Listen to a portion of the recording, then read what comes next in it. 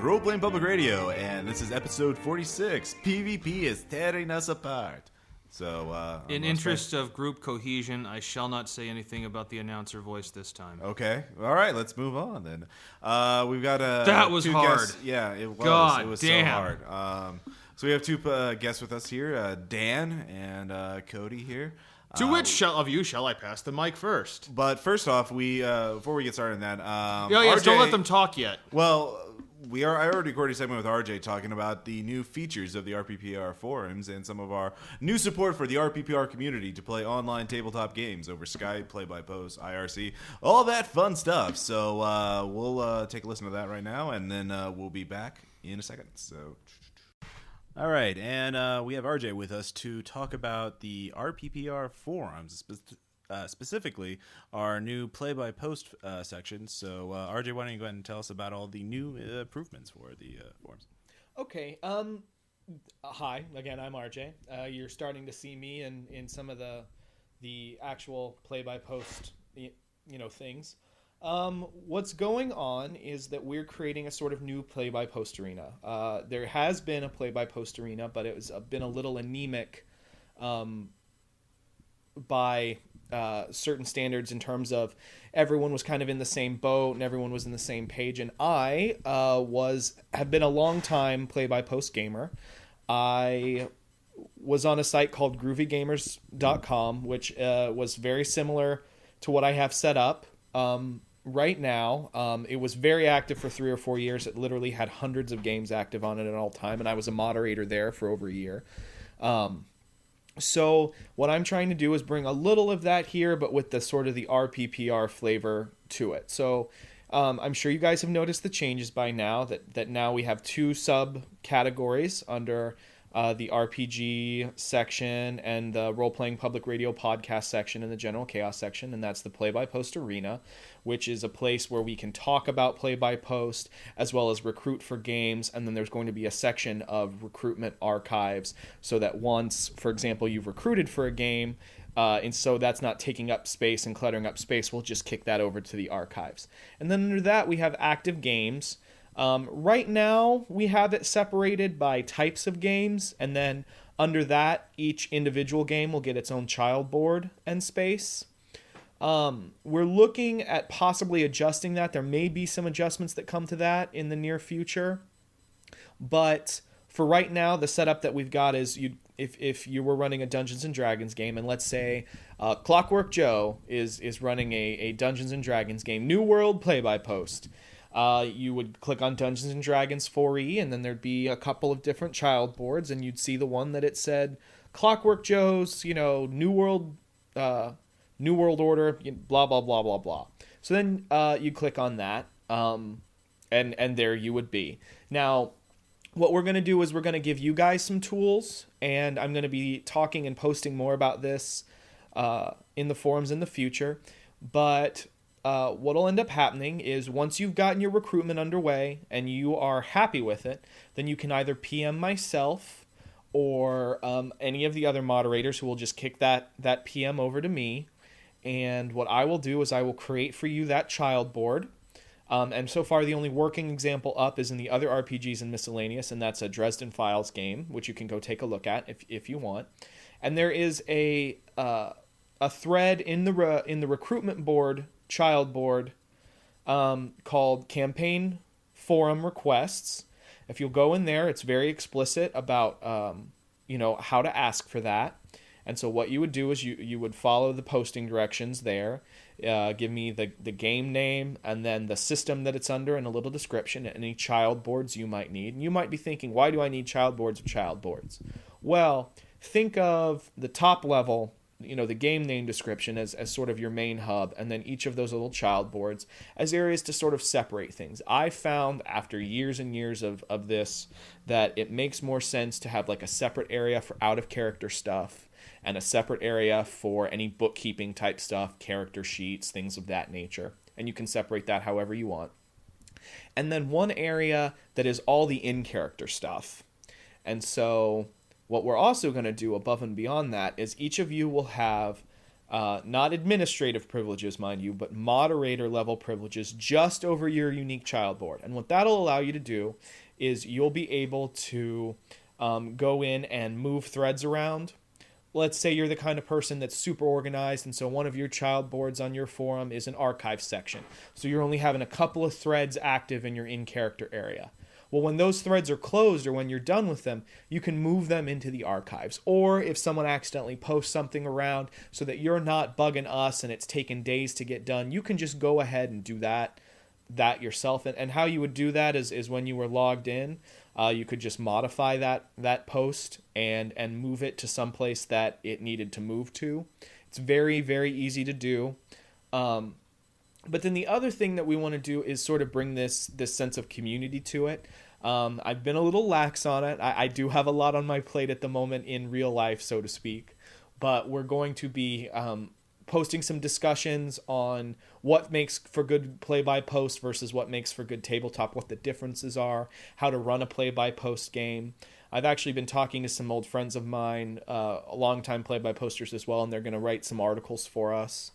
And we're gonna get this going. I don't expect that we're gonna see some sort of huge influx where we're gonna have hundreds of games on the forums and it's just gonna be this massive thing. This is for you guys. This is for, we've developed and I'm a late comer to it by all means, but there is a sense of community here. And it makes sense to give you guys a space to play together. And I know Ross is looking at running some Skype games here over the summer, and that can tie in with the play-by-post. I mean, there's all kinds of things we can do. But, Ross and I and Cody and Dan and Tom, we all game together often.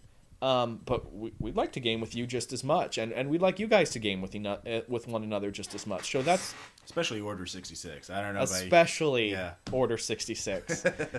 So we're gonna get this going, and a lot of the infrastructure is already in place, and that kind of thing. And I'm not saying that it's not going to be altered, because let's say we only have 5 games going, then it doesn't necessarily behoove us to have Dungeons and Dragons and 1 game in Dungeons and Dragons. We may just move those up a level, but for right now, just kind of getting the infrastructure in place so that you're used to looking at it. You'll already note one time we had it set up and it just didn't look like RPPR anymore, and so we kind of switched that around so that it's not so play-by-post heavy and everything sort of has its own space.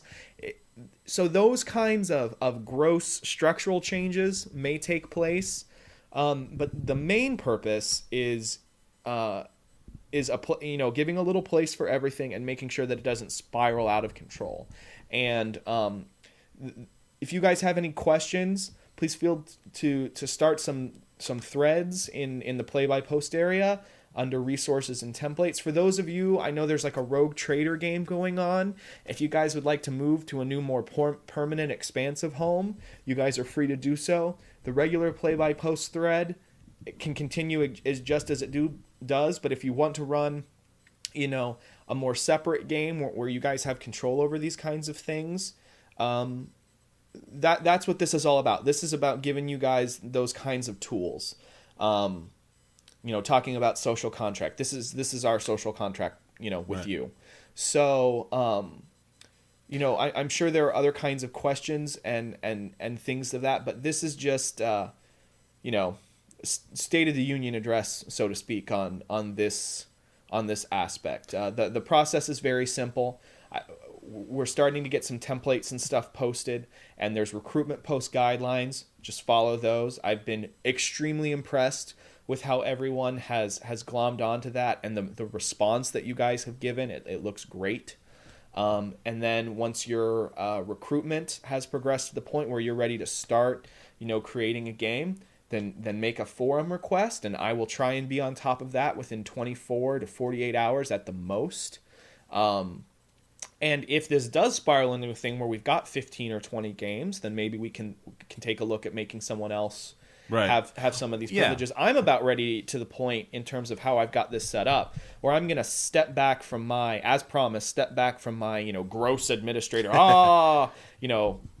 thousands of PowerPoints into something where I can just sort of have control over, not control, but moderation over this area. But it's just been a matter of getting that infrastructure in place and getting everyone where they need to be. One thing to mention, I know we already had one guy recruiting for an IRC game. So this is it says play by post, but also for Skype, IRC, any sort of... Exactly. And that's exactly what this is.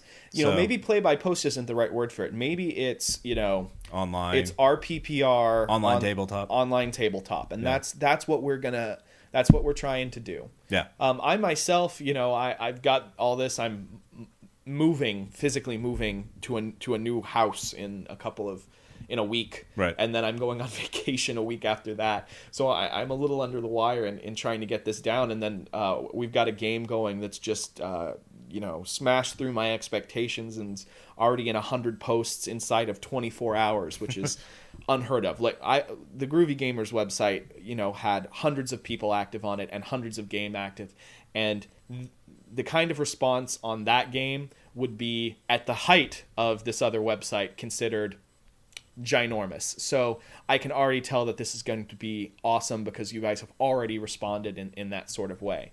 And then the other thing is there's something about play-by-post as a medium for gaming that's very different. It's more collaborative fiction, and it really goes into that social contract that we talk about, and it really goes into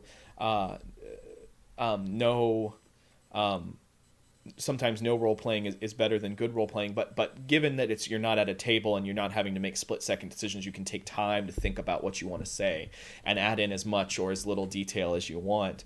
It is definitely a different feeling. So we're also going to be talking about that, and there's a possibility there may be some more addresses like this in a play-by-post podcast scenario, but that's a different story. I'm sure in a few months we'll probably do a whole episode on this. Right. Once we've gotten, feedback and all exactly. that. Yeah. And please, feedback is super important at this stage. Online tabletop games, once I get a couple Skype games under my belt and all that other junk too. So. Right.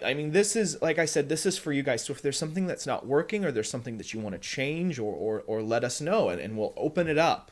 This is very much a democratic. I know the joke is I've gotten power mad, and maybe I have, but this is, it's for you guys and it's for me. I admit I like play-by-post gaming, so seeing things as it were, and noticing that the play-by-post section had 1,000 posts and every other section had 5,000 posts, and seeing that, well, I know that we can do better, and we have already are doing better in that regard. So cool. Very, very exciting. So any questions you have, feel free to throw them on the forum. Any templates, any articles you want to write about play-by-post, feel free to run them on the forums and get your game ideas together. Run something. I guarantee you'll find someone to play it. Yeah, that's true. All right, cool. And so we'll be back with more RPPR in a second. Thank you.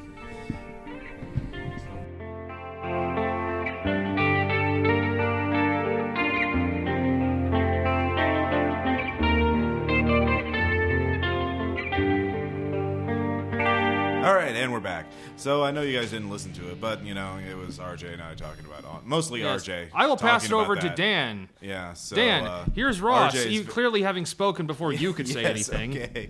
Hi everyone. Yes, there's Dan, and he is Kuthin on the New World game and all that. So you have some news you'd like to share with the RPPR community, wouldn't you, Dan? Yes, sad times, RPP Pete. He's drunk. He's so distraught he can't even talk properly. I know, I'm so sad. I am actually leaving. No! Yes, Tom. No! I am Adam leaving died. Southwest Missouri, and I'm actually moving out to San Diego. Some people would say it's because my fan club was not nearly supportive enough in all of my endeavors. Way to go, RPPR fans. All you Cody leeches out of the fans, whatever you want to call it.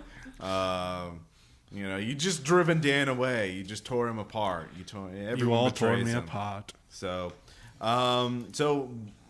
since you're going to be going to San Diego, though, if any of you are out there in San Diego or nearby, like to start a RPPR game, you want to do an RPPR meetup, right? So Sure, yeah, I'll do that. All right, so we'll have the details on the forums so we can start coordinating that and get forward with all that stuff. Because Dan's wanting to run his own game. Do you have any idea of what you're wanting to run first or whatever? I have lots of things that I could run. With Dark Sun coming out this summer, I could run that pretty well. Got my own homebrew setting that I like to throw out every now and then. Also, I could run another New World game if that was absolutely demanded. Right. And Bill and I have actually talked about doing our own spin-off of the New World. And maybe if he and I can actually get down and write some notes about that. Our own Gaidenverse. Yeah, our own Gaidenverse. That's Dark Sun. I know we're really excited about Dark Sun. Cody is just drooling over the release this summer. I'll be Who wouldn't? Because Dark Sun is pretty hardcore and badass, and I think we decided on all Thri-Kreen and Cannibal Halfling party, so we can Team People Eater. In that. Team Long Pig. Yeah, Team Long Pig. So that's a reference to people.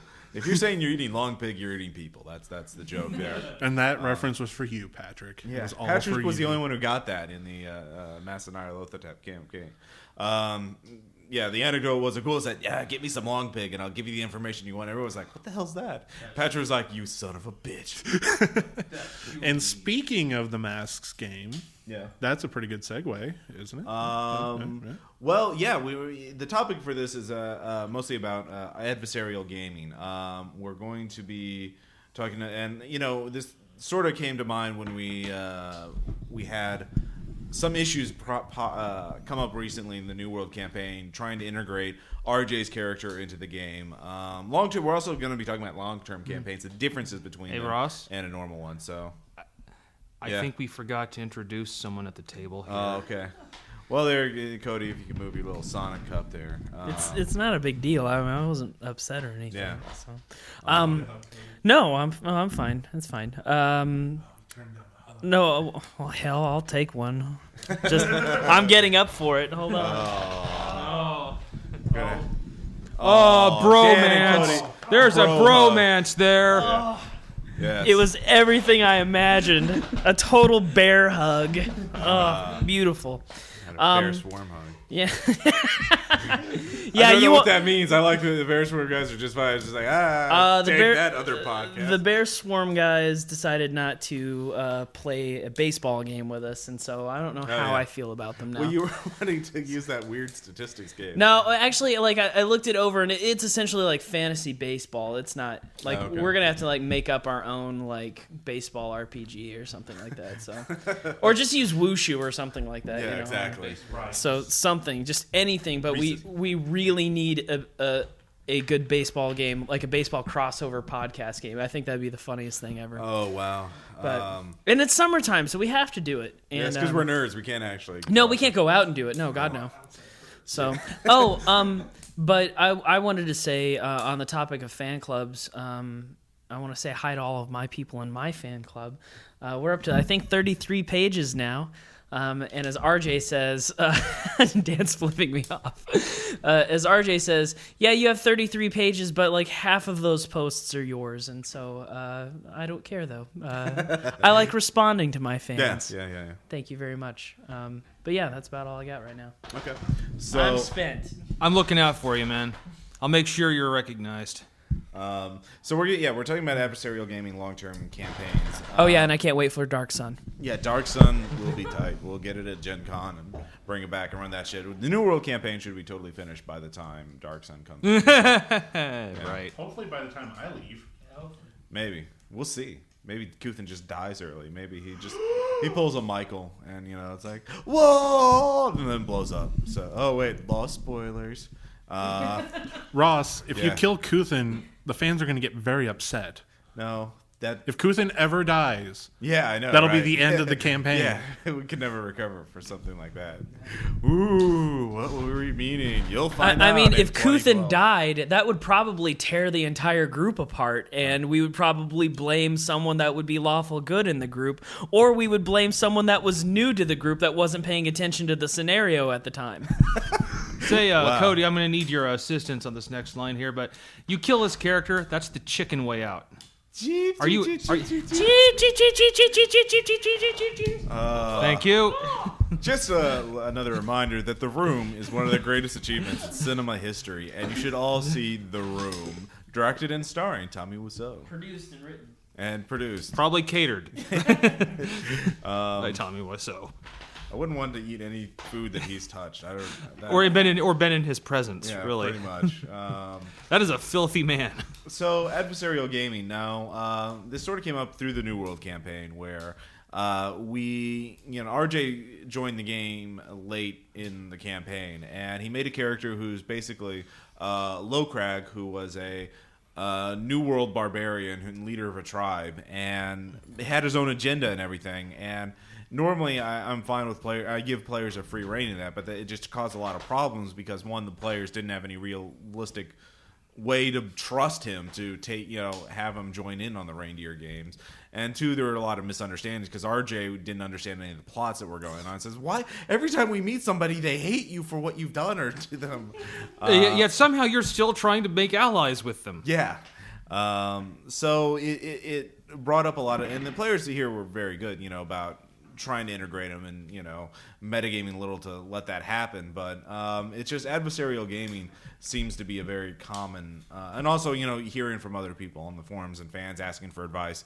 There's a lot of issues coming up with GMs being too adversarial with players. So one of the first things is the whole retconning issue, I think, which is if for those of you who aren't comic fans, all probably 5% of RPPR fans who don't read comics, retcon is short for retroactive continuity, where you basically say, oh, here's my aunt, Jane, who I've loved and trusted for years, and she's a scientist, and she's going to help us out with this. Or, you basically make up some shit that really isn't justified by the existing story. So we do retcons all the time in the New World campaign. And, in one more recent sessions we run, like Cody's character had a lot of retcons going on because of his things trying to do things, and then arguing, oh, you can't do this, Ross, because of this, and this. Oh, that character had a resilient sphere over them, so they didn't die, and like all this other stuff. And I'm like, fine. But there are some GMs. But we got through it. Yeah, we got through because, it. We are adults. And I was pretty much, I'm able to, acknowledge my mistakes and move on. Right. We're college educated, and we're also potty trained. And so we're willing to set aside differences and little mistakes. Yeah, that's how you know that you're an adult. College educated first, potty trained second. So.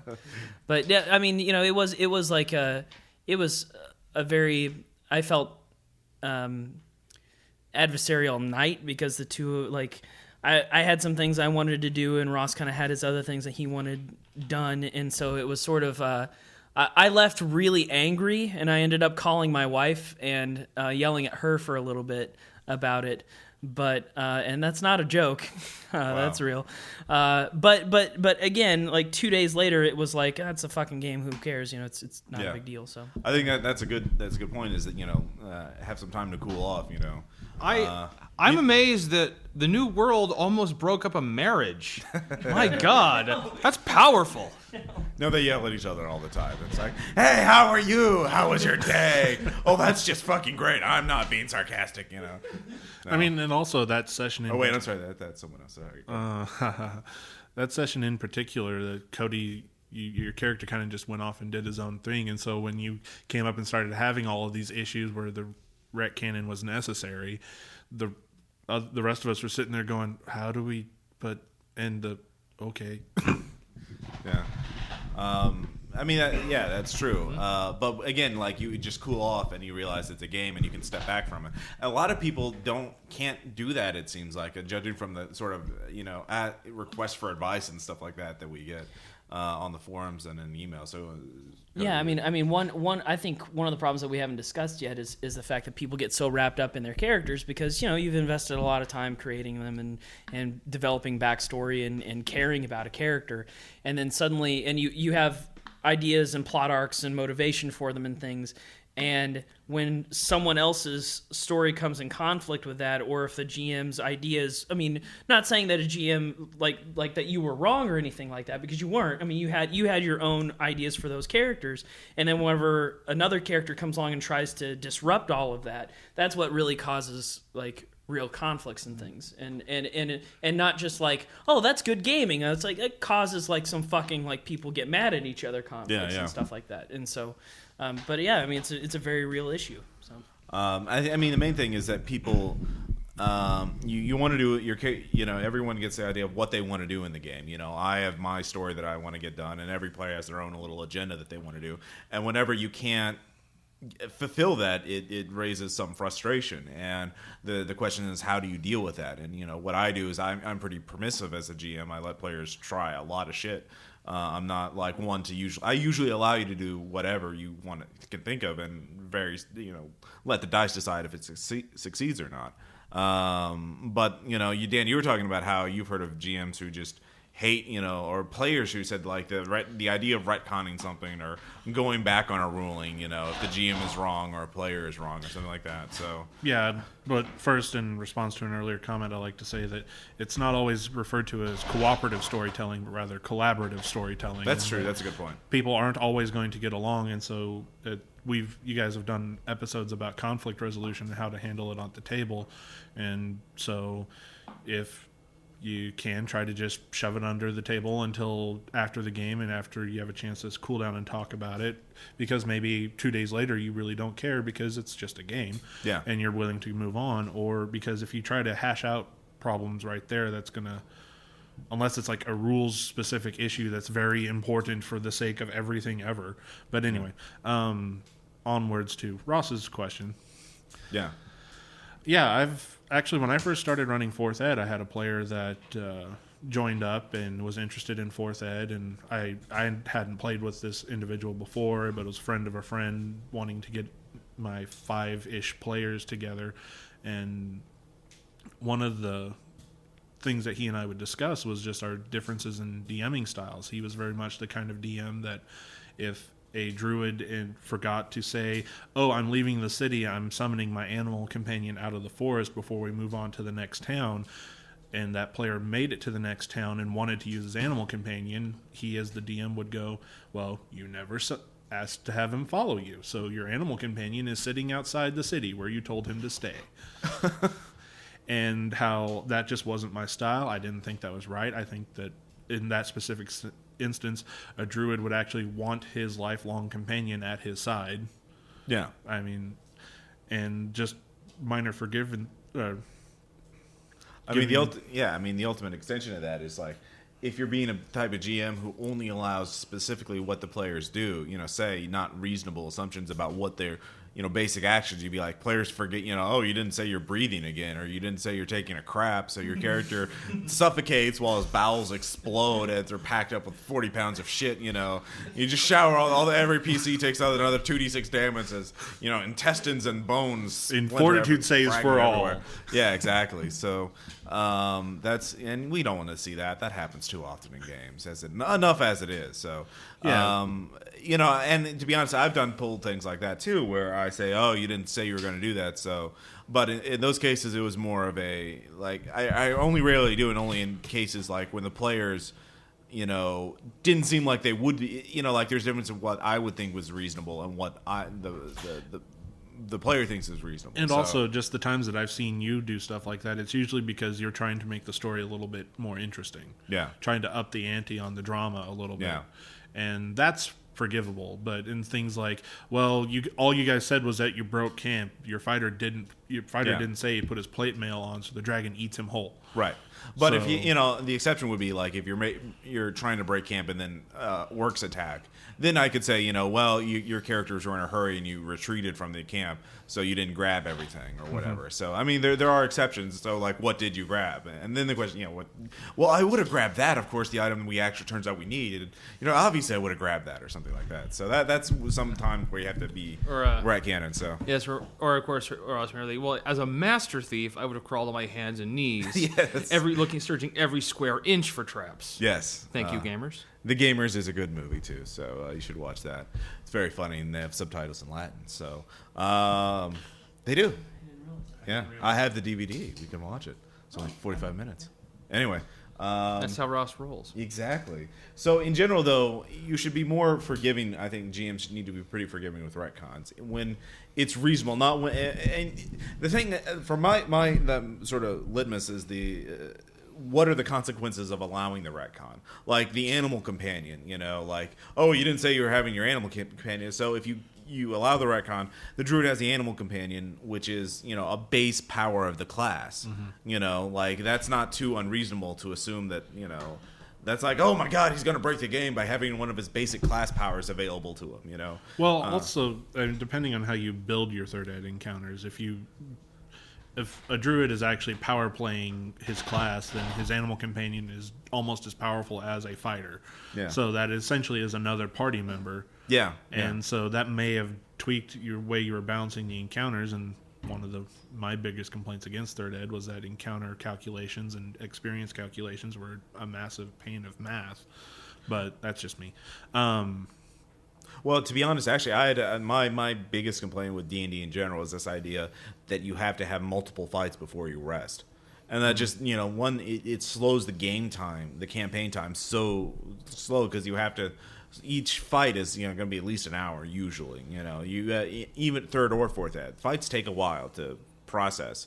And if you're like, okay, you have one fight, and then 2 hours later in game time, you have another fight, and then another 2 hours of game fight, then you have another fight, and that's like 6-8 hours of playing time before you can go through a day of game time. Does that make sense? Yeah, I see what you're saying, and on that front, that's why I instituted my fourth ed house rule about using milestones as extra XP carrots. I talked about it on the thread I started for my deck of many encounters. So I'm guessing. See, Dan contributes to the forums. Yeah, and you people aren't just being you aren't supporting him enough, and that's why he was torn apart and why he's leaving us forever. Yeah, I'm going off to greener pastures. Yeah. But yeah, so Mike So I'm too cheap to get enough mics, apparently.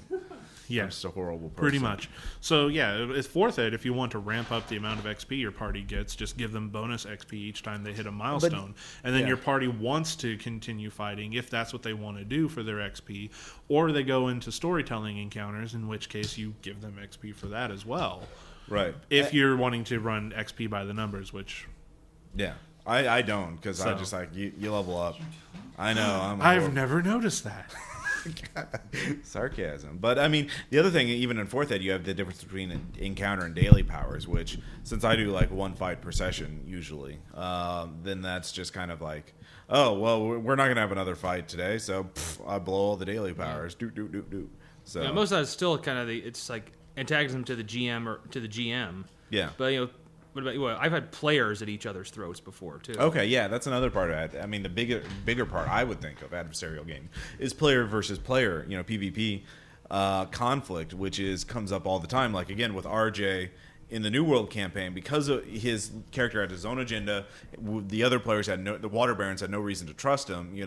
There was a lot of conflict, and there was at one point, oh, we need to kill RJ's character or something like that, and that was kind of dismissive. But there was that tension. party to that conversation. Yeah.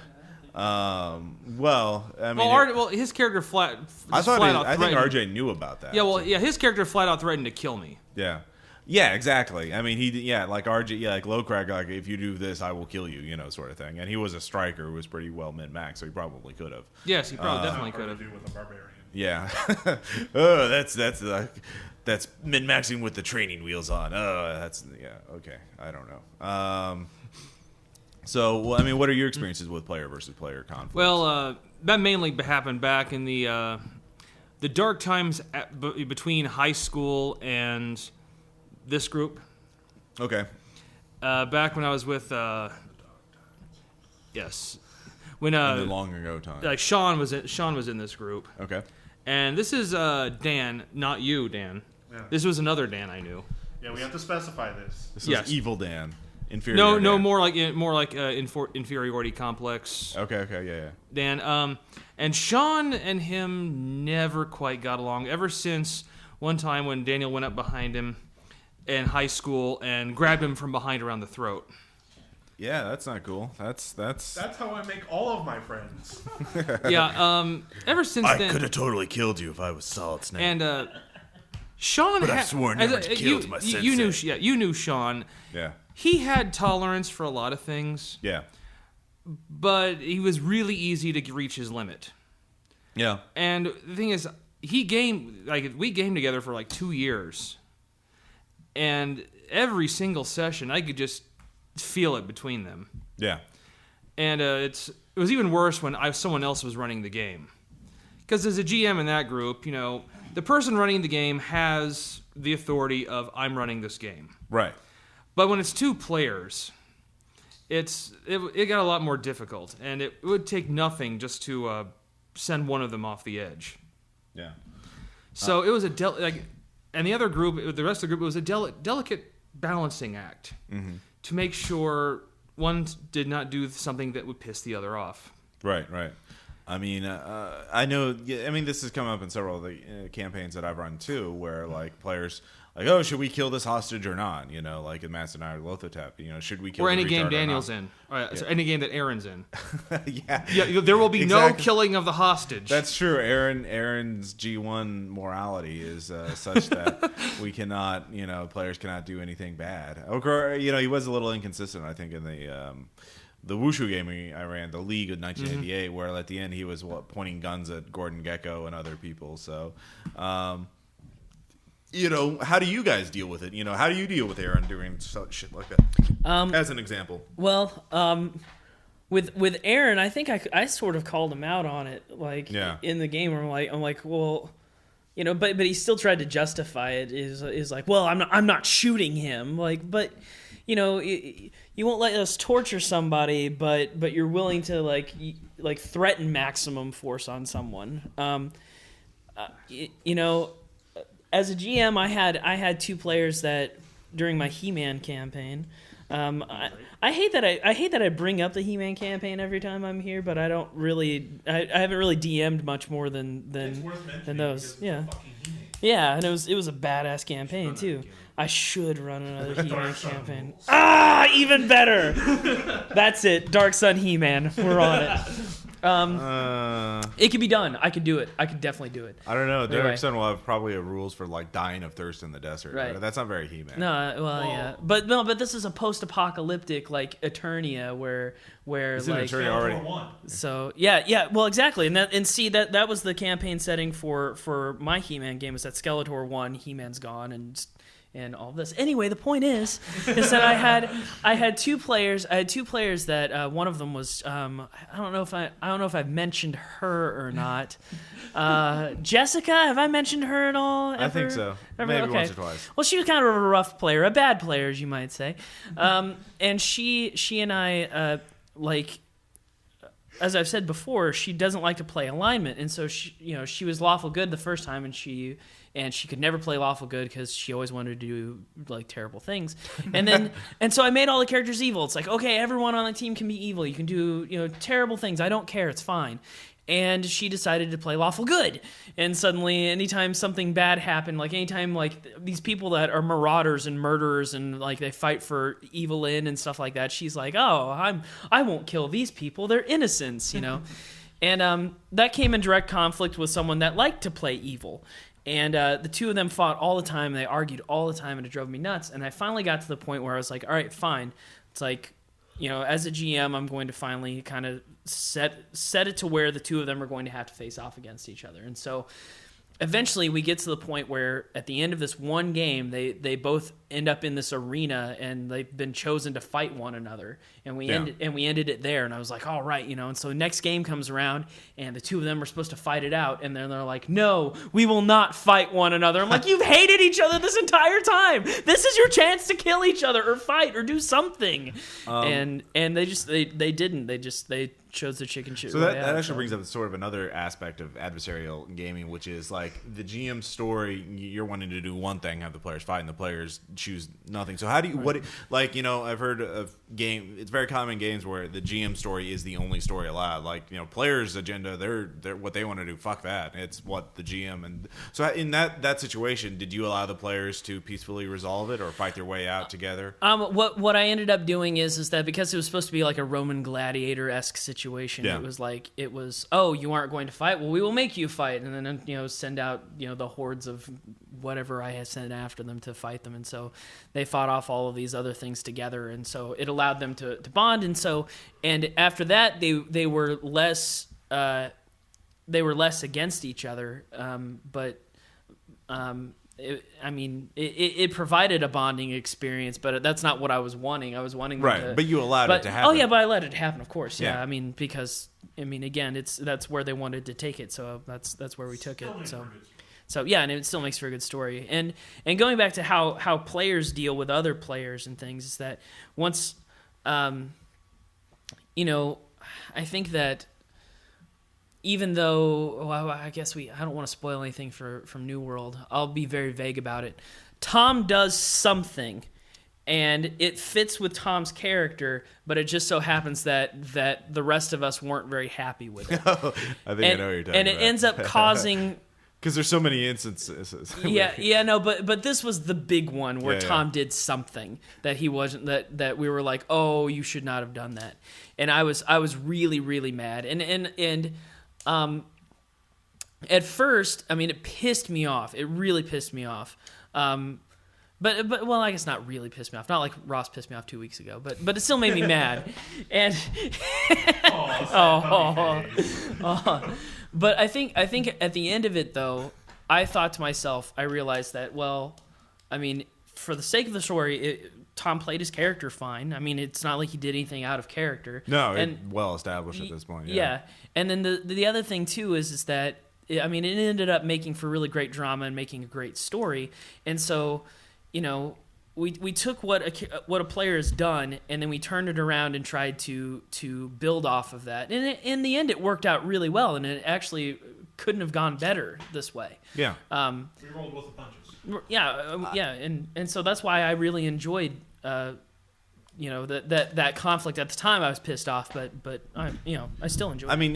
That's the thing about gaming that I love more than anything else is that nobody knows what the story is going to be until the game is actually played out. I wouldn't have predicted that particular result after this chain reaction of events, and it worked out really for the best, and that's why I don't think the GM should just enforce his own story. He should be as surprised as everyone else by the result. So, because usually it works out for the best if your players are adults. Everywhere, right? And that's what I was saying. That's what I'm going to miss most about you guys is that handling situations like that was just that one in particular was just really well. I think I handled it pretty well. I think Cody played along with it pretty well, and eventually it worked out well. And also as a callback, a Dinner Party is one of the more recent New World episodes about how we settled the disagreement between who was going to run Border Keep. Yeah. And with me just kind of going, yeah, sure, yeah, Tom. Oh, yeah, if we all vote against Tom, then we overturn Tom's decision. So, by the way, Tom, I never plan on voting against you. I read that post, yes. I don't think it's even come up. I don't think Tom has done anything that, Exactly. His running Border Keep is kind of a minor thing. Oh, but I don't remember any character conflicts in that. Were there players fighting during that situation? Because I just agreed wholeheartedly. I think I remember something about veto power. Oh, man. Wait, no, it's starting to... Well, did we talk about parliamentary procedure as well? Cody, you have to understand that veto power is a very important decision-making process. Yeah, And I believe I have allowed you to speak your piece. exactly. That's all For I those gotta- of you who don't listen to the New World campaign, Mike, 2 players. Wait. People don't listen to the New World Not campaign? not all of them. What? I know, right? Or as someone who likes to make vagina references would say, "Twat?" Is that Sunny in Philadelphia or okay? That's a good show, by the way. It is. That was just all me, baby. Okay. For those of you who weren't following the campaign, the players had a dinner party where they had to discuss who was going to run the city. And 2 players, Mike and Bill, got into like an argument that the players were like, it got pretty awkward at the table for a little bit. And I think that's why Bill decided to step out for a while because he was realized that their personalities were just going to keep, butting heads, and that it wasn't going to work out for the best. And by the way, special thanks to Ian Moody for capturing that scene. Yeah. Love the picture. Oh So- my! Like, not just special thanks. I mean, I wish there were more that we could say because it's just so Ian's picture was just like the best thing ever. I think it's amazing. But I'm sorry, I might be crazy, but I personally really liked. Well, I mean, looking back, I like when Mike and Bill would get in fights because I thought it was entertaining. Yeah. But you are right, is that at the time it was. I remember looking over at you, and we're both like, God, this is really awkward. And then Ross said the standard, let's try and make this less awkward Ross line, which is, how you doing, Cody? How you doing over there? It's not even my awkward. It's like, all right, they're doing their own thing, and nobody's paying attention to the actual game. So like, hey, how you doing? Hey, how you doing? Uninvolved player who's not doing anything. Yeah. So, Well, it's not just Cody. It's whoever happens to be the closest person to you who seems to be looking at you. Yeah. well, Yeah. We've both been many of us have been the recipients of that "How you doing" line. How you doing? How you doing? How you doing, man? What's going on there? We're playing a game. Are we To which playing we a should game? just reply, "Yes, Ross, it is awkward as shit. Yeah. Come, let us try to get So things I mean moving." that brings up a good point. There are some players who just they have different play styles and they're disrupting a game, especially long-term campaigns. Where I realize now that you have to have the longer the campaign goes, the more restrictive you have to be about new players, especially new players coming God. in the campaign. I have there's something I got to say about bringing in a new player that clearly was not going to work out. Oh yeah. Oh my God. Which campaign? This was a game. Me, David, and Sean used to meet at Steak and Shake. Like it was I think it was every Wednesday night. Okay. And we would stay there until like 4 a.m. playing a game. Okay. They must have loved you. No, the games were great. It was good stuff. But this one time, David, I don't know. Shut up. They being the people at Steak and Shake, Tom. That's what I was. No, they were totally used to us by then. I see. At first, yes, there was. But anyway, David asks us if he can bring in someone else to the game. It was a small group, so I think an additional person would be good. Should have set off warning bells that he didn't tell us much about her. Okay. Oh, her. And so when the next week when he brought her, she turned out to be a 45-year-old woman. Okay. Okay. Who this was back in 2001. Okay. So a bunch of 20-year-olds and a 45-year-old woman, and let me tell you that they don't exactly gel well together in a group. That's a little ageist of you, Tom. Well, we gave her the benefit of the doubt until the very first words that came out of her mouth as in character is, "I'm gonna get myself a fucking man." Okay, there you go. See that you should have let off with that. I was like, okay, a little age difference, but there. I'm gonna get a fucking man. Yeah, that's a little creepy. Well, what do you mean little? That's very creepy, especially in a public place like Steak and Shake. I'm gonna get me a fucking man. Like you're gaming in rolling dice, I assume, at Steak and Shake. Well, this was after midnight, Ross. That doesn't make it better. Hey, Yeah. stranger things have happened in a Steak and Shake after midnight. No, I know. I mean, like the vampire LARPers in town go to Steak and Shake after the game. So, yeah. So, well, I don't know if they're still ongoing, but okay. So you do a special Hunt them, stake them in the heart. Yeah, it's probably not so popular in the new square. Yeah. It's not That's as true. seedy now. So how long did she last as a player? 2 sessions. Yeah. and very awkward. And let's just say that on our way, like Sean and I would gather afterwards and go, "What the fuck?" Yeah, I can see that. And finally after the second set, David, she's not working out. Sorry. Okay, no. so you basically just went to the player and told her, or to David, the one who brought her in. It's like, no. Yeah. I mean, yeah, it's new players. They treat it as a brand new campaign. They don't have any of the built up stories or anything like that exist in the New World campaign's been going on for over a year now, and we got all these NPCs and everything else. So when RJ was in there, he didn't understand what was going on. Thoroughly amazed that yes, we piss people off and are still trying to make allies with them. Yeah, exactly. So higher purpose. I think Yes. now, so my point is, the longer you go, the more restrictive you have to be about who you let into a game and what kind of player they can make. I think if it's a totally new player, someone you've never gamed with before, you need to run a one shot or something like that before you let them in there. And A litmus test, if you will. yes, exactly. So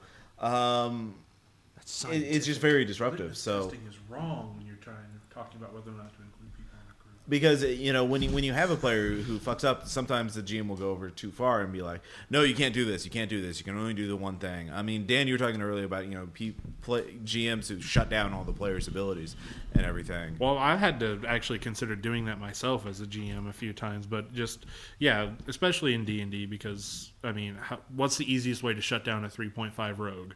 Constructs and undead. And plant monsters. So it's one thing if you and elementals.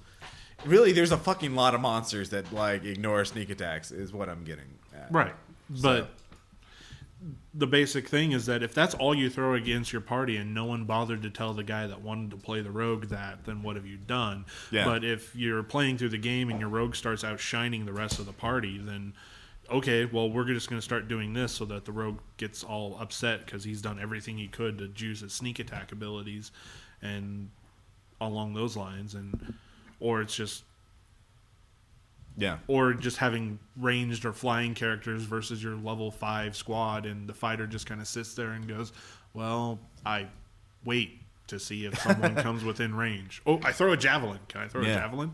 Exactly. Yeah, and Third Ed was really bad about that, especially setting up flying monsters or flying wizards who were basically, I fly 300 feet above them and throw fireballs while I'm invisible. Well, a lot of these, it's that's how everything we've been talking about. It's really a lack of communication too. Yeah. You can also hey, could you Mr. Sneak Attack Man, could you tone it down a little bit? Yeah. Again, it's usually more the other way around, like rogues getting screwed over by constructs and elementals and all that fun stuff. In general, communication's the key. Don't take things personally. Don't take things personally. I know we repeat this all the time, but it's just it's such a great thing to repeat. Yeah. And GMs, I think, should in general be pretty ready to use the ret cannon whenever it will help the game. Right. I think one thing that the reason why we get into the position where we have to say these sorts of things over and over again of don't take things personally, learn how to communicate pretty well. I mean, we're dealing with a group that stereotypically doesn't do either of those things very well. Yeah. I hate to pigeonhole us all, but that there are a good majority of gamers I've met outside of this group are that way. So yeah. Judging from the emails we get and everything. Well, we've been gaming for well over 2-3 years now. Yeah, as a group. So if you've been gaming for a group that long, you can get through it just about everything. Yeah. If you all mesh together. So, there are some long-standing groups that are apparently horrible, and they have. But they keep doing it. They keep doing it because they like pain. Yeah, I guess. So. I think my favorite thing is the fact that I really don't know much about any of you outside of playing games. Yes. I've just realized that I know very little about anyone's personal lives. It makes me happy that I know more about your characters than I do about all of you. I don't know. I'm sorry. I just wanted to chime that in. Well, we know you're the one married guy. Yeah, that's about it. Yeah. Wow, we do have a token married guy. And she has played with our group on occasion. Yes, she has. She's a good player. She should play more. But She actually doesn't because she gets nervous about like being put in situations where she's like I feel like there's a lot of pressure on me to do things right, and I'm like, it's not a big deal. And she's like, Ross is very curt and he cuts me off a lot whenever I'm trying to think. I'm like, okay. So, I am. I'm so a horrible well, no, monster. it's just you. It's okay. Yes, Ross, you're horrible. Oh, gonna cry. Yeah, got sad. No, face. Ross doesn't cry. He doesn't feel anything. Oh. All right. So I think we kind of summarized our positions here. So next up, we'll have some anecdotes. Tom's going to talk about Aaron's game that he's running. Dan's going to talk a little bit about, and Dan and I are going to talk about some online gaming that's been going on, and then of course shout outs and all that other fun stuff. So we'll be right back. Apprehensions became real. Some hooks are buried on his walls. My heart beats to the pulse. Let's keep it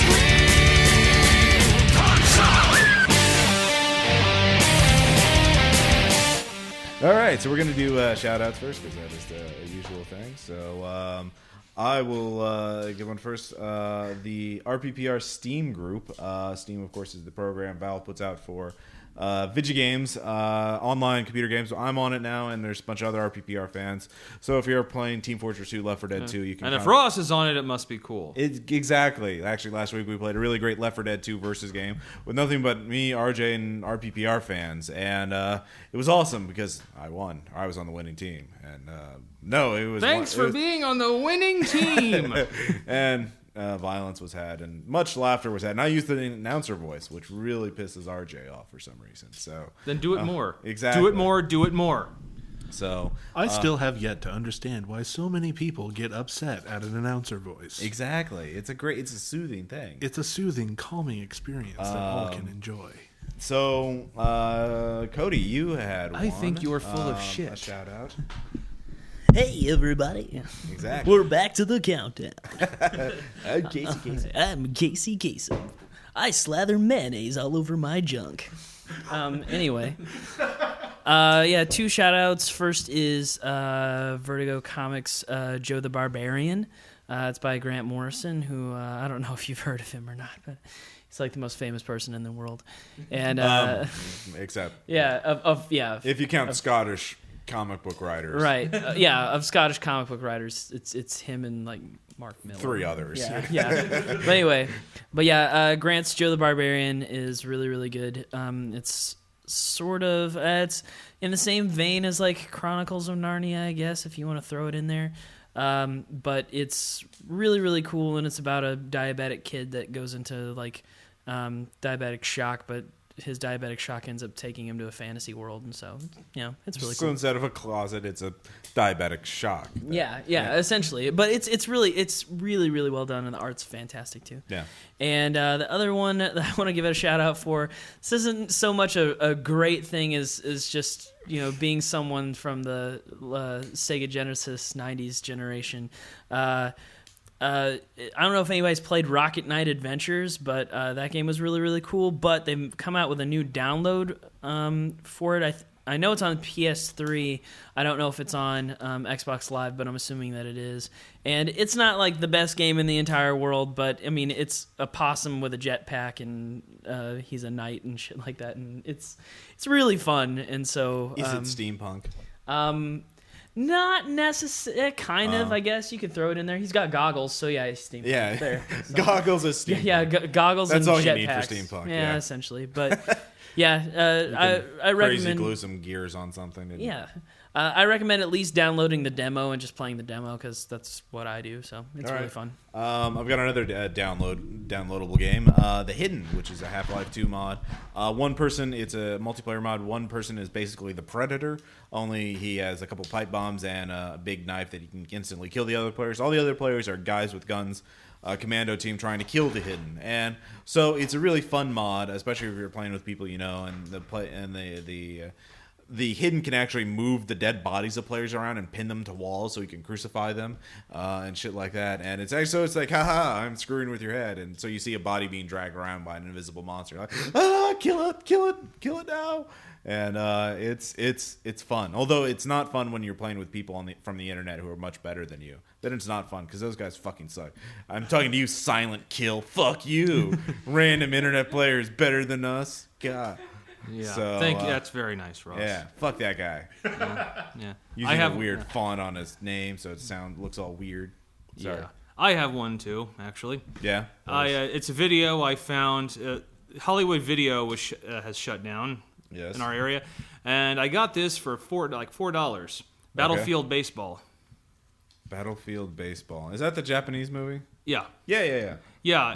I had the had DVD. seen it years ago. Yeah. And I saw the copy there for $4, which I bought, and it's not quite Shaolin Soccer or Kung Fu Hustle, but it's along those lines. But it's it's equally ridiculous and fun. I'll link to the trailer. It's pretty fucking crazy. There's zombies. People blow up after catching balls. Yeah, it's like the baseball game where the other team dies. Yeah. So it's fun. I had one last shout out, which is Coup de Torchon. It's a French colonial noir movie made in 1981. It's utterly depressing, brilliantly shot, edited, directed. It's based on an American crime novel, but the novel set in the American South. But the director decided to rewrite and put it in French colonial, Senegal. So it's about the buffoon police chief of a small town who decides to get revenge through murder and blackmail and all that. Well, no, I don't remember the blackmail, but basic murder. It's very dark and very makes you lose faith in humanity as a species. So Ross, you fed upon it. Yeah, it's a really great fucking movie. Seriously, You were sitting there, God, you were absorbing the human pain and misery through osmosis. It fills me. Yeah.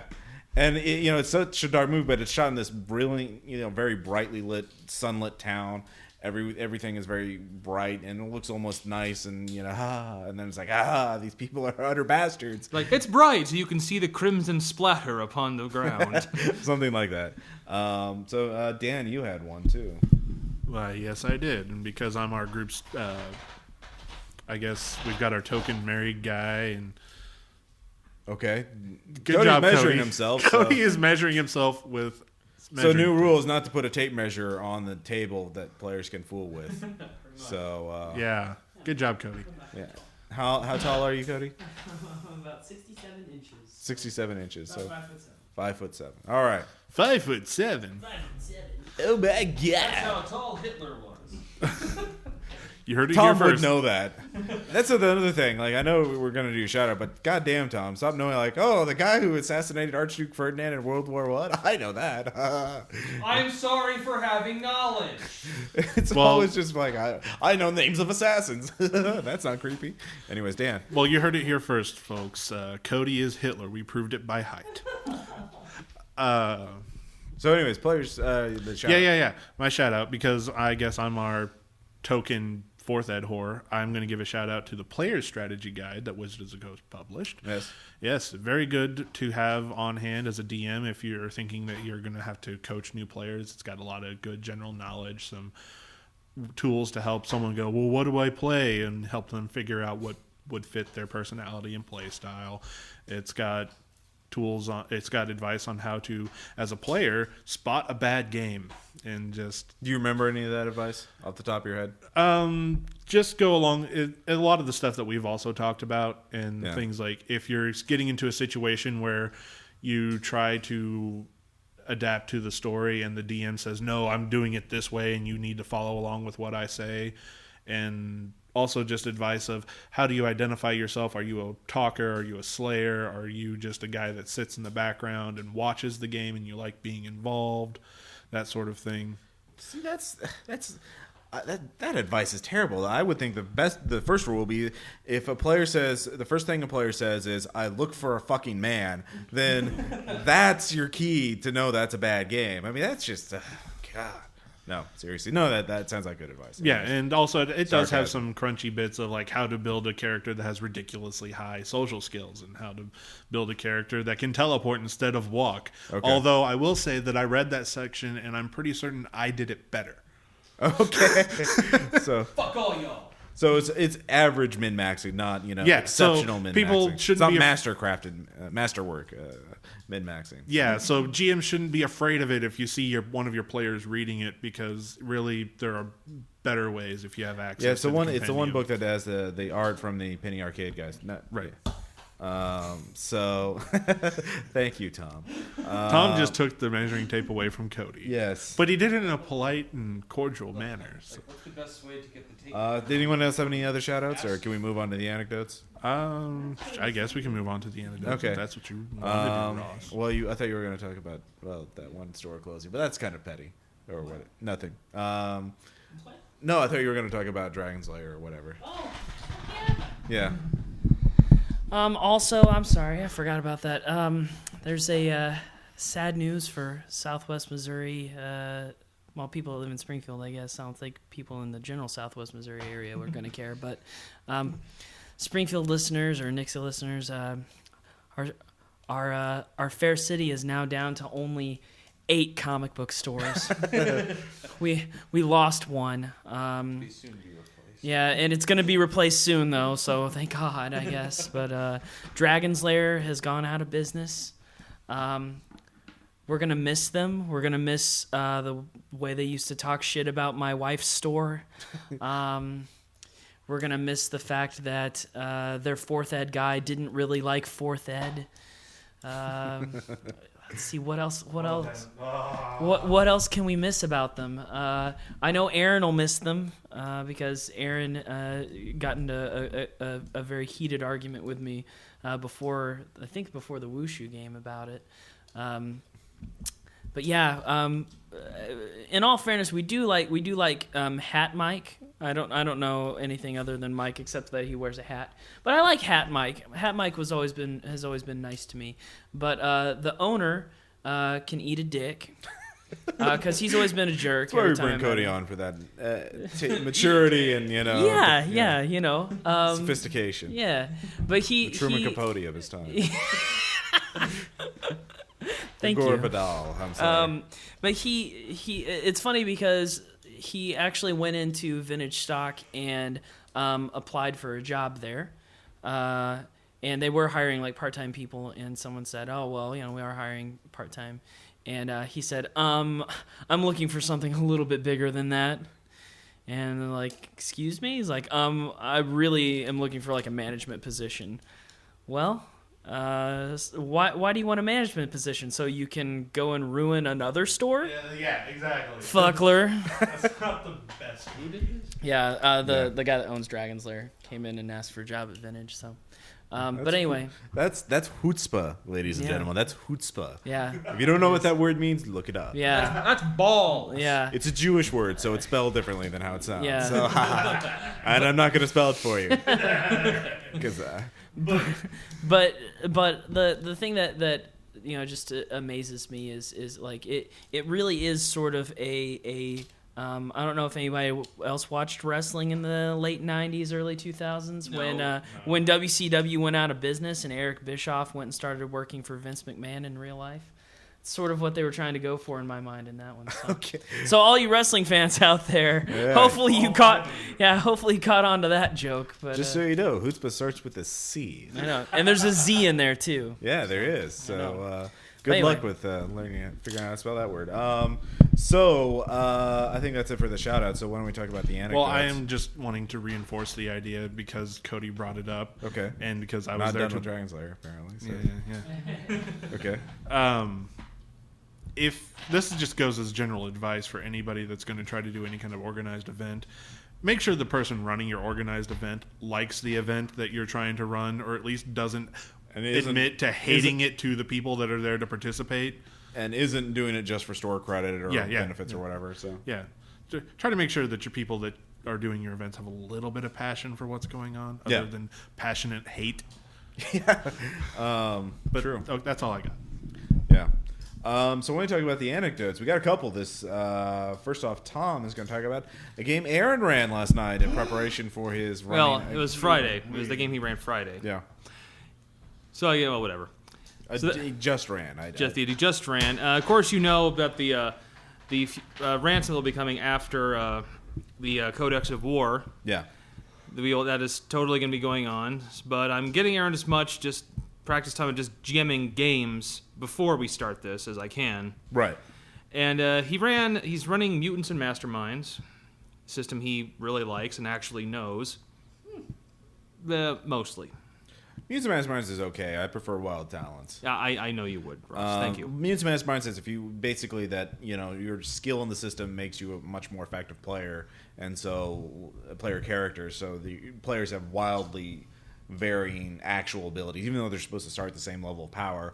A player who's like RJ knows the system in and out can make yes, a I god. acknowledge you on this. Yeah. So, anyways. Yes, he did that to me in a game, and I cried. Yes. I was crying on the inside, but anyway. And on the outside. But Aaron is running this game in the Doctor Who universe because he thoroughly He's a really fanboy. He's totally a fanboy. I don't know if you know this about Aaron. He's a G1 fanboy. But my question is, which G of the Doctor Who verse are they doing? Is it because like G9. Yeah, because I mean, technically, there's so many different Doctor Who's that each one would be a different G. The David Tennant 10th Doctor is the one he G10.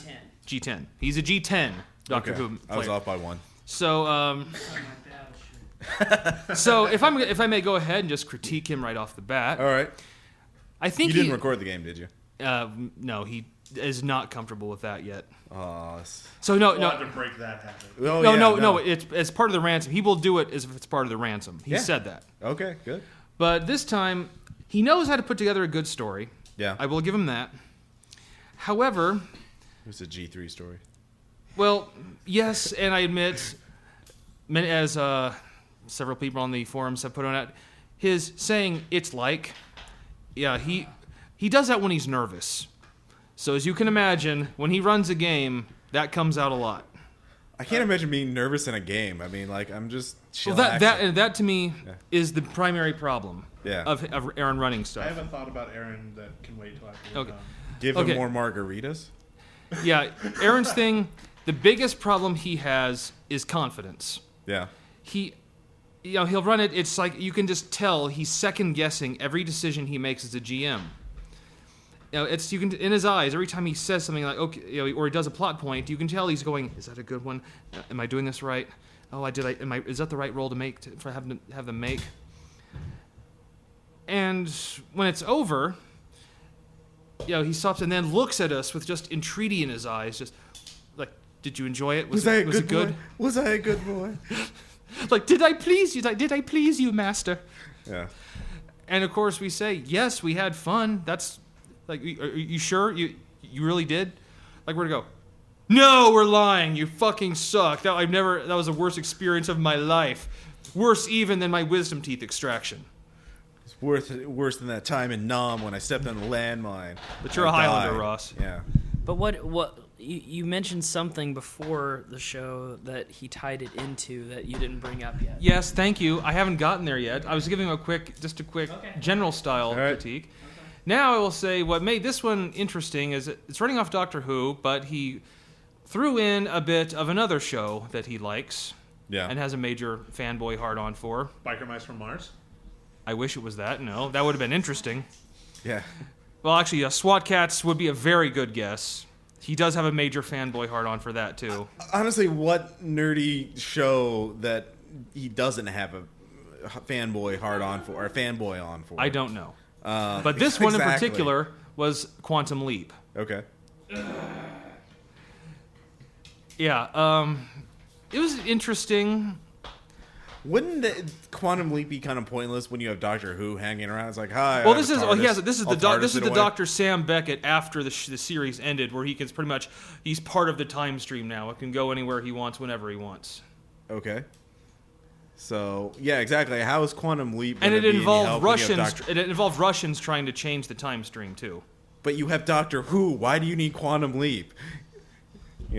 It's like you have Doctor Who. I mean, he's Doctor Who. Who is he? Second base.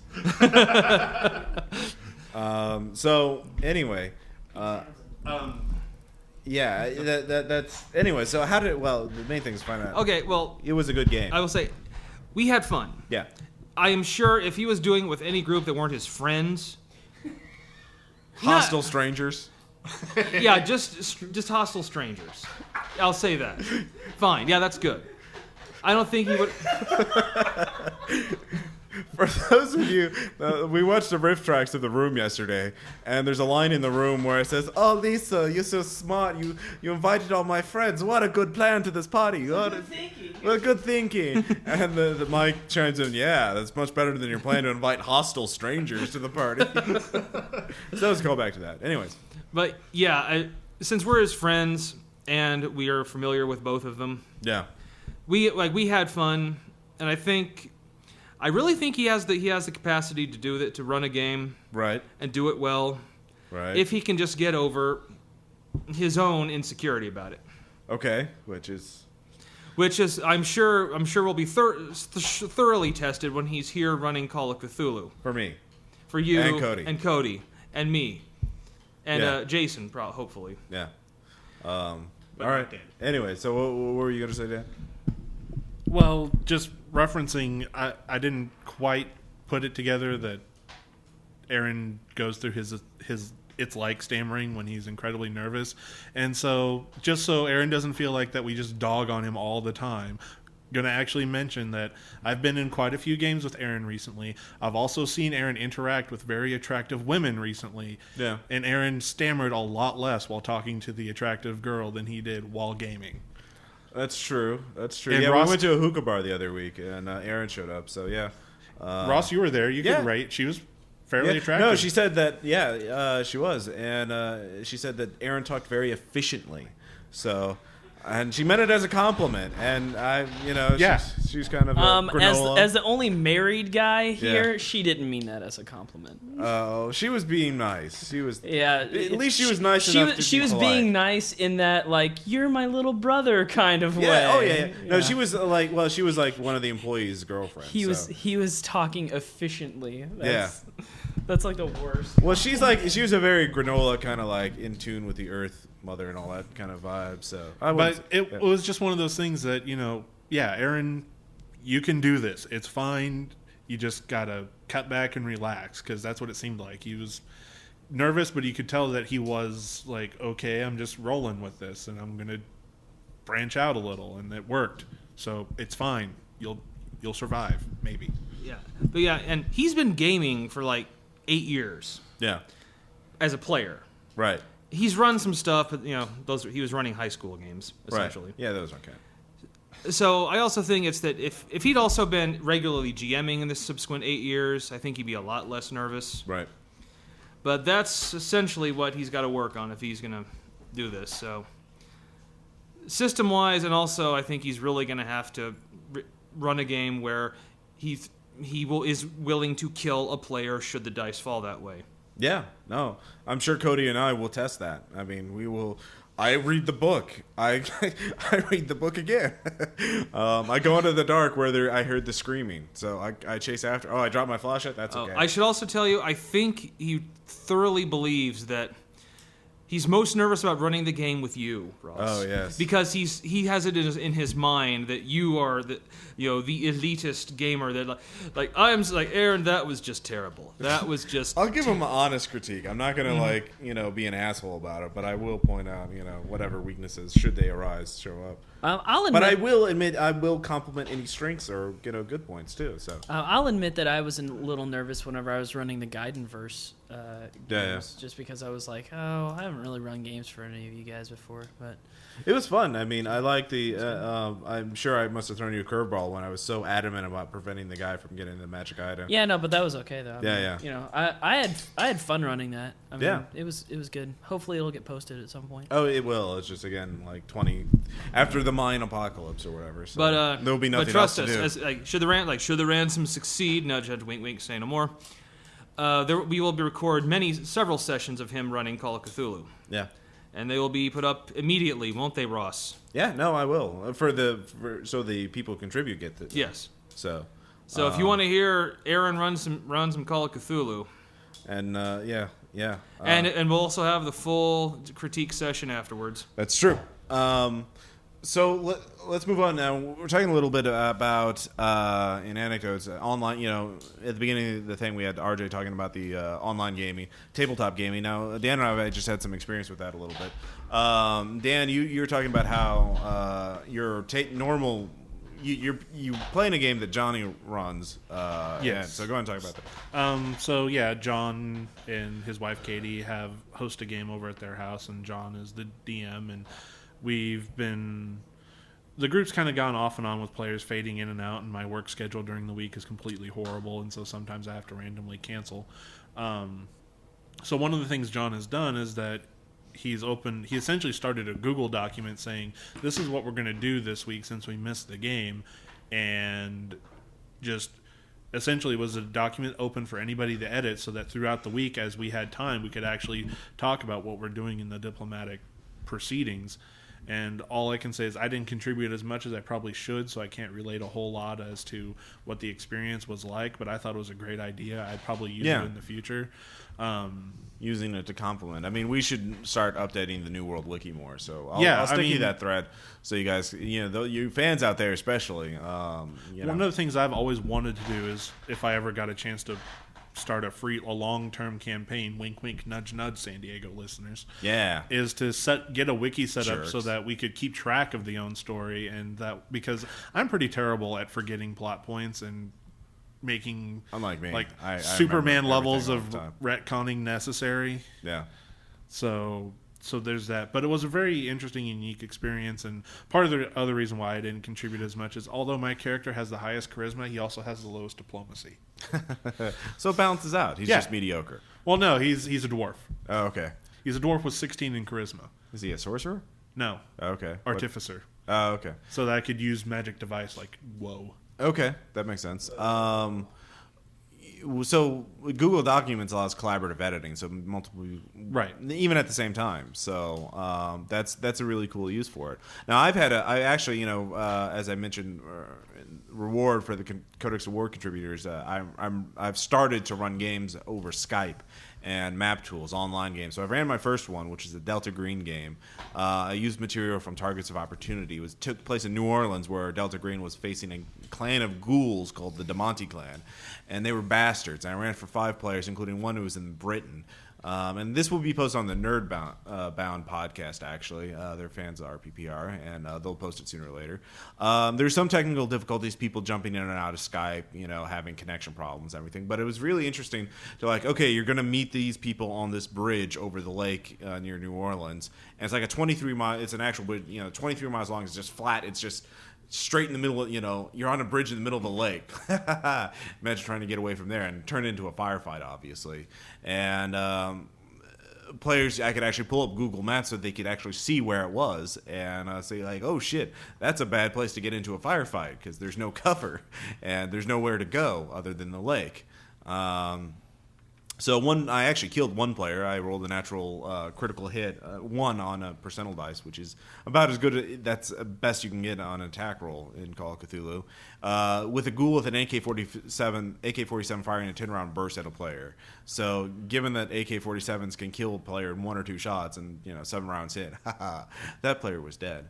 And I didn't even mean it. And that was his first game of Call of Cthulhu ever. So I've learned that there's some other. It's different than running a tabletop game. You can actually have text handouts posted, and everyone can read it at the same time.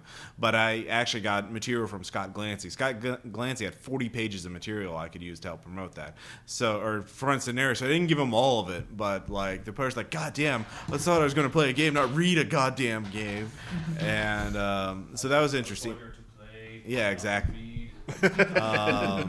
And then I realize now for handouts you can use websites as handouts, to help immerse them. And Map Tools works, and I'll have to learn more about that. I was just using the dice roller. I didn't use the grid or anything. But it's different than running a traditional tabletop game because you have a little more time to think about it, and you can use the web and the internet to to immerse players in it. So on the other hand, when everyone talks at the same time, no one can hear one another, because Skype is a little lower quality than real life voice. So, and combat's a little slower.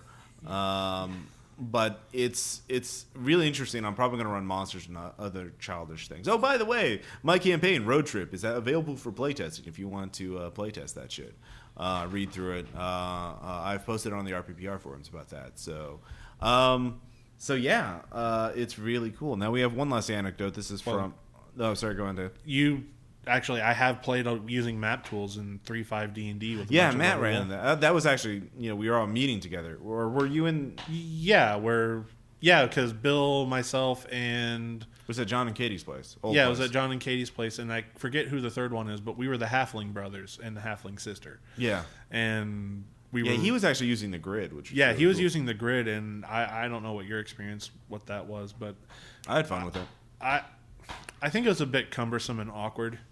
That might have just been because of the sheer number of players we had. Well, it was everyone learning the new system, and but he had line of sight, fog of war stuff in there, and actually, it would have been just as time consuming doing it with an actual grid and everything. So I guess it's just I Map Tools liked it. seems to be one of those things that if you're a DM that has a lot of time to invest up front, I hope you're really good at doing things on the fly because yeah.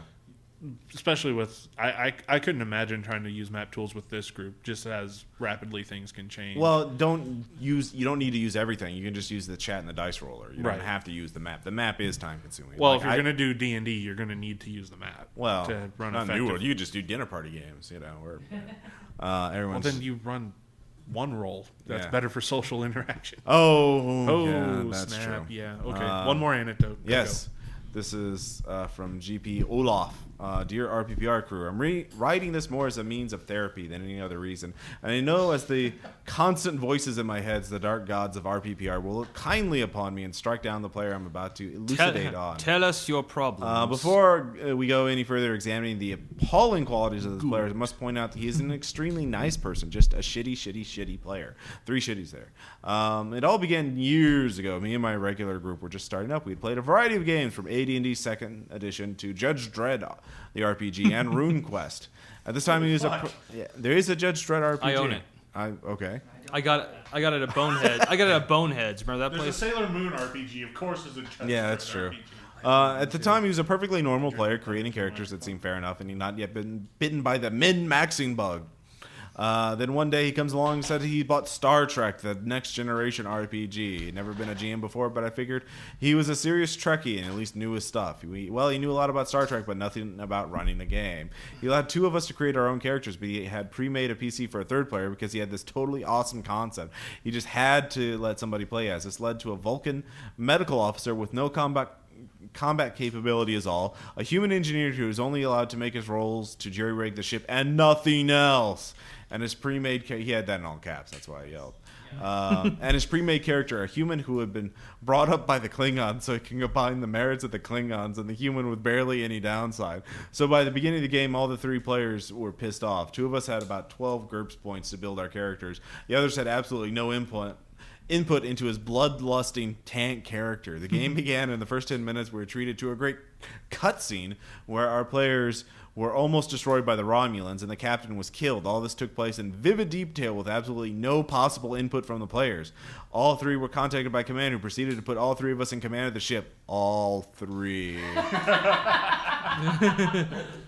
So we asked if that meant whatever our special came up, we were to give orders. No, all 3 of us had to ratify every decision before the crew would do it.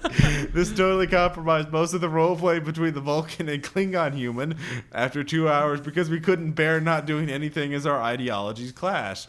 Veto power is very important, Ross. Cody is just literally, the mouth is a gap, just like, oh. Yeah, no, I wish I could post my face because that's just the most I can't even fathom just how retarded that is. All the rest of the game consists of us flying into Romulan neutral territory and declaring war because the GM told us we did, and breaking into some Romulan secret bunker. The only time we got to roll any dice was when he told us of this really cool idea, and he thought we should try it'd be awesome if you turn your phaser to the highest setting and bored a tunnel into the mountain. Or it'd be awesome if you jerry-rig the ship's engine and fly at warp 30. And we were never told any. We were never in any really danger because the GM always had some ridiculous plan that he devised in order to save us. Well, that is Star Trek. I mean, he wasn't a fan of free will. I'm told there was one other session of the Star Trek RPG by the other players, but I have no actual memory of such a game. I obviously blanked it out of my mind. Needless to say, it involved destroying a Borg armada by blowing up a sun and riding the supernova to safety in the first Stargate did that. Stargate did it in the first 20 minutes. After this failed attempt at GMing, he returned to us as a player, but as a changed man. After creating his totally awesome PC for Star Trek, he realized he could and indeed should try to make all of his characters like this. This led to classics like the Dwarf Artillers and Warhammer Fantasy Role-Playing System, who never got anywhere near our artillery, just has to see his handheld bombs in every enclosed area he could find and being tougher naked than any of the characters in full play. My personal favorite was his ninja gnome in D&D 3.5, who started off as a useful rogue and then became totally useless as he multi-classed into illusionist. We already had a balanced party. Now we just had a lower level rogue and a crap illusionist when we already thought we had a sorcerer to cover the spells. Still, he didn't last long. One day, whilst he wasn't there, we were using his character as an NPC and disintegrated him. Whoops. So I don't think that was an accident at all. But he didn't care because his other terrible vice. He was only interested in his character for 20 minutes, and then he got fed up with him. He just disposes of them in totally facile ways. In our New World game that started in September, after begging me to let him as a girlfriend who had never played before play as the only psionics in the New World, he decided to deliberately open a door coated in contact poison in the third session to create a new character, lumbering his gaming version of a girlfriend to try and phantom the complete psionics handbook, which nobody but he had read. The new character was Trent the Untouchable, a fighter, but more importantly to the player, a tactician, in quote marks. Being a tactician seems to involve faking an intelligence of 20, creating a new knowledge tactics, and rolling a dice so I can then say, well, there's some hills over there, so you can put archers on them. He put them on the hill, and they all died because he did everything but shout, hey, we're over here, we're over here.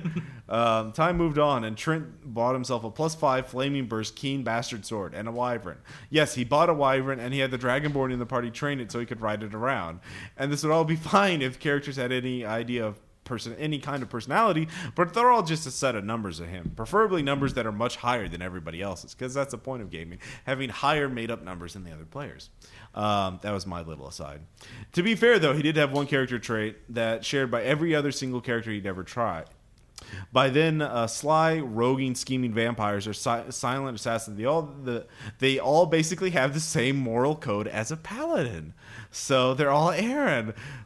Which leads to the actual reason for emailing RPPR today. Similar to Ross's New World game, the players had discovered vampires in the sewer in the colony and confronted them. Their leader put up a spirited defenses to them being treated as slaves by Axgor, and since he controlled their food, the vampires had to do what he said. The party took a vote, and everybody but Trent decided to leave them just now and try and find a way to help them, preferably by not feeding them farmers. After this democratic vote, Trent still charges the vampires, who promptly vanish, leaving him to fight a tame Umber Hulk. The wizard in the party teleported him away, and the party went back to their castle, hoping the player would calm down by the next session. That's good advice, calm down next session. He didn't. Whilst all the Yeah, I'm sorry, Ross. That's the voice. And all that was left was a bloody stump. flashlight in the face. And then he found out he was a zombie. Whilst all the other characters were sleeping, Trent, he does say whilst. I'm not making that up. Okay. I just want to make sure you believe me. Whilst all the other characters were sleeping, Trent went to visit the Crusaders in the colony and told them the 4 words that almost the campaign employed. I tell them everything. There wasn't a lot I could do to help the players. The Crusaders marched around to the PC's castles with traitorous Trent and threatened to arrest him. The PCs have to think on their feet and teleport to some mountaintop with Trent and proceed to kill Trent, then bring him back and kill him come again. And the wizard takes him to Pontifex because Trent had been working for him. Yes, you can work for a lich, but trying to help a vampire's evil. So put him in a tiny little box and sets him to the task of recording all of history forever. Pontifex in that campaign's a dick. As if he's not an Arcan. He's a knight. Well, he has his reasons. Okay? Yeah, okay. Like Are you a good lich? Are you a good lich or a bad But lich? whilst the players go off to another table chuckling about all of their new concept for characters, the rest of the players have to, while he goes off chuckling about his new concepts for characters, the players have to deal with the fallout and quickly realize because there's an army heading towards the colony, only they know about. Eventually, in order to be decriminalized, the players are forced to drive Mordecai insane and replace him with an evil priest who they've been nurturing and promptly turn into the new Hitler, with the colony now run a fascist theocracy. And that was the best case scenario. That sounds about right. All right. This is eerily having some sort of mirrors to ours in strange ways. Not I know, exactly right? the same, but we're not quite that bad, but still. I like this next one, though. All of his concepts, by the way, consist of a class and a weapon, such as assassin with a rapier of puncturing, or ranger dual-wielding sun swords, or paladin with a holy avenger, even though we know there's always been a rule that new PCs can't buy named weapons with starting money. Anyway, this rant is probably too far long to be read out. Haha, you're wrong. There. I feel it should be only, if only to warn other gamers that if nice people can still be equal dicks as players. Keep up the great work and really high quality, both the actual plays and episodes. Thanks. P.S. I won't even go into his non-ethnic dojo master in our gritty Vampire the Requiem game. Jesus. Yes. I love the little racing, like, oh, he's our dojo master, but he's not from a particular ethnicity or something. Yeah, so. he's just a blank slate. Yeah, exactly. It's a mannequin. Yeah. I would like to hear more New World anecdotes. Like, Yeah, 'cause, like other people playing games. Yeah. I want to hear more about that. I wish more people would send stuff in. Hint, hint, hint, hint. Yeah, post about it on our forums. So Our I- awesome forums. I have a question. Yeah. Is our New World setting like New World Prime? If someone ends our New World, Yes. if someone ends our New World, do all other New World games just suddenly vanish? Ooh. Whoa. No way. No way. That's the thing we've been doing. It's in going- the year it- 2083. It's going nowhere. Yeah, no, it never will go away. So I guess that kind of wraps up this little episode. Unless anybody else has any final words, Dan, you can have the last speech since you're going away forever. Wow, this is quite the honor. I mean, usually Cody is the one that chimes in. with Time's some- up. I'm the one actually recording this, so I'm the one who actually pushes the button. So Dan, go on. It's been a great run, guys. I really enjoyed being part of this. I really hope that you guys win an award this year because I think you deserve it. Yeah, at the Ennies. I submitted again to the Ennies because I obviously giving them $10 and so they can tell us we're not good enough is And if you honestly start Skyping in RJ and then you don't try to find a way to get me involved, I think I'll be offended. No, I'll be running more online games, so You'll be back. yes. Well, hopefully, maybe. Well, I don't know. I don't want to come back with all of my credit maxed out and having to work minimum wage part-time just to keep the bills paid. But yeah, I'd like to think I'd be back someday. All right. Foreshadowing. Foreshadow. Okay then. Anything? All right. So No. we'll see you next time.